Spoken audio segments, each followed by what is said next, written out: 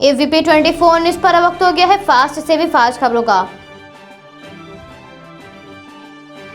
कांग्रेस नेता राहुल गांधी ने पंडित जवाहरलाल नेहरू की पुण्यतिथि पर उनके शब्दों को याद करते हुए कहा, बुराई अनियंत्रित हो जाती है, बुराई को सहन करने से पूरे सिस्टम में जहर फैल जाता है। देश के पहले प्रधानमंत्री जवाहरलाल नेहरू की पुण्यतिथि पर कर्नाटक के मुख्यमंत्री बीएस येदियुरप्पा ने बेंगलुरु के विधान सौधा में उन्हें श्रद्धांजलि दी। राष्ट्रीय राजधानी में कोरोना के मामलों में कमी आने पर अप्रवासी मजदूर दिल्ली वापस आ रहे हैं। देश की राजधानी दिल्ली में एक बहुचर्चित यूट्यूबर को पुलिस द्वारा गिरफ्तार किया गया बताया जा रहा है। यूट्यूबर द्वारा हवा वाले गुब्बारे के सहारे एक डॉग को बांधकर आसमान में उड़ाने का प्रयत्न किया गया। कोरोना महामारी के साथ साथ अब दिल्ली के अस्पताल में एक महिला में व्हाइट फंगस के चलते फूड पाइप, छोटी आंत और बड़ी आंत में छेद होने का दुनिया में पहला मामला सामने आया है। इसके चलते महिला की हालत काफी गंभीर बताई जा रही है। राजधानी दिल्ली में मौसम का मिजाज बदला हुआ दिख रहा है। मौसम विभाग के अनुसार अगले 24 घंटों में अधिकतम तापमान 40 डिग्री सेल्सियस व न्यूनतम तापमान 22 डिग्री सेल्सियस रह सकता है। इसके साथ 1 जून को हल्की बारिश के आसार बने हुए हैं।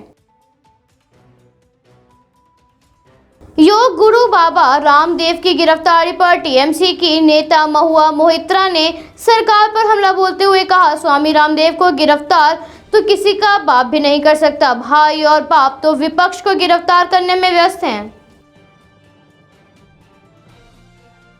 कोविड-19 महामारी की दूसरी लहर से जहां लाखों लोगों की मृत्यु दर्ज की जा चुकी है, तो वहीं इसी लेकर प्रधानमंत्री ने चिंता जाहिर की, क्योंकि अप्रैल में ही अर्थव्यवस्था के 16 प्रमुख संकेतों में से 9 लाल निशान के नीचे रहे। इन क्षेत्रों की विकास 5 साल के औसतन से भी नीचे चली गई है। राजधानी लखनऊ में अग्रवाल समाज द्वारा लगातार महाराजा अग्रसेन स्कूल से कोरोना मरीज व उनके तीमारदारों व गरीबों को खाना वितरित किया जा रहा है। साथ ही उन्हें अग्रसेन पब्लिक स्कूल में डेली 550 थालियां भी वितरित की जा रही हैं।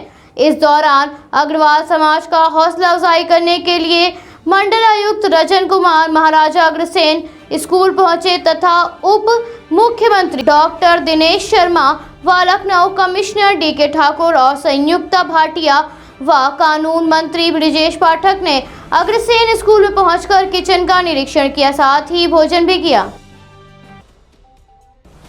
उत्तर प्रदेश की सरकार ने आवश्यक सेवा अनुरक्षण अधिनियम 1966 के तहत राज्य की सरकारी सेवाओं में 6 महीने तक हड़ताल पर रोक लगा दी है।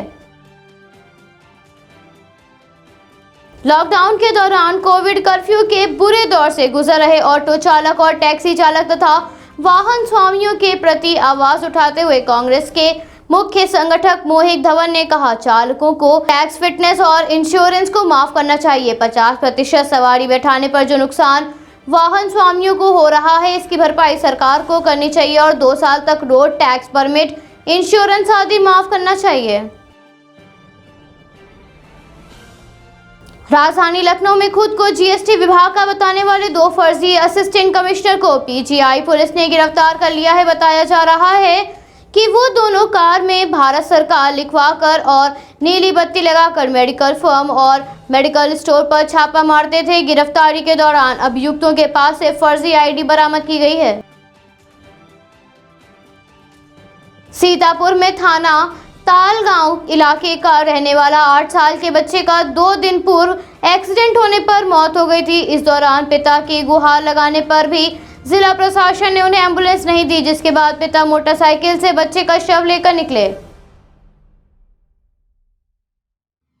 कटिलिया भूप सिंह थाना रीसिया जनपद बहराइच के रहने वाले 3 भाई बहन थैलासीमिया नामक गंभीर बीमारी से ग्रस्त होने के दौरान उनका इलाज लखनऊ के पीजीआई में चल रहा है। इस दौरान बहराइच पुलिस जवानों को रक्तदान कर 3 मासूमों की जान बचाई।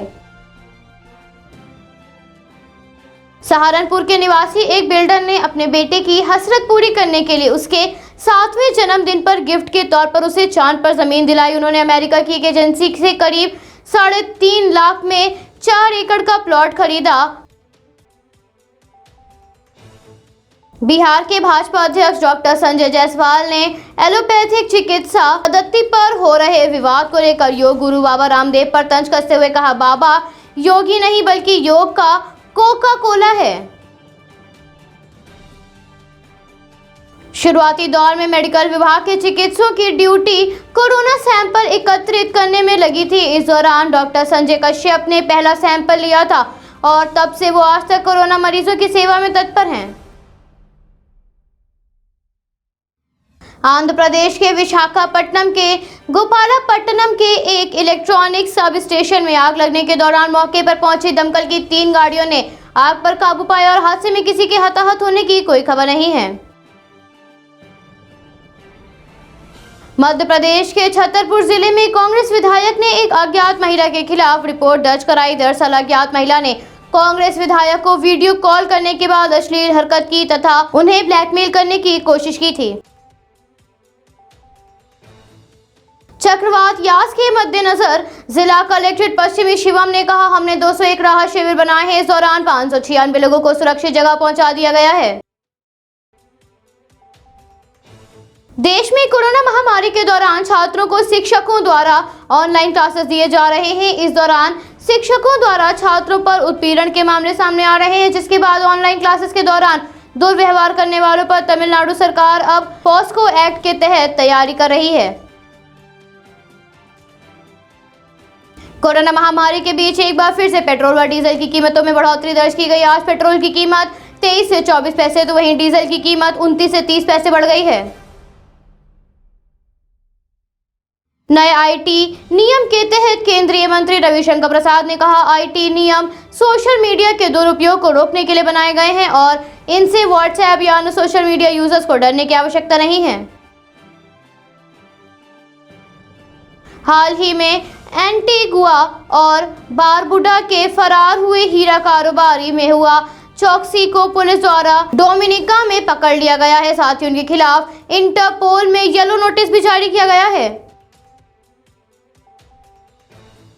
अमेरिका के राष्ट्रपति जो बिडेन ने कोरोना वायरस की उत्पत्ति पर एक बार फिर से चीन पर पारदर्शी जांच का दबाव बनाया है। बिडेन ने कहा, 90 दिन के भीतर जल्द से जल्द वायरस के उत्पन्न होने का पता लगाकर रिपोर्ट तैयार करें।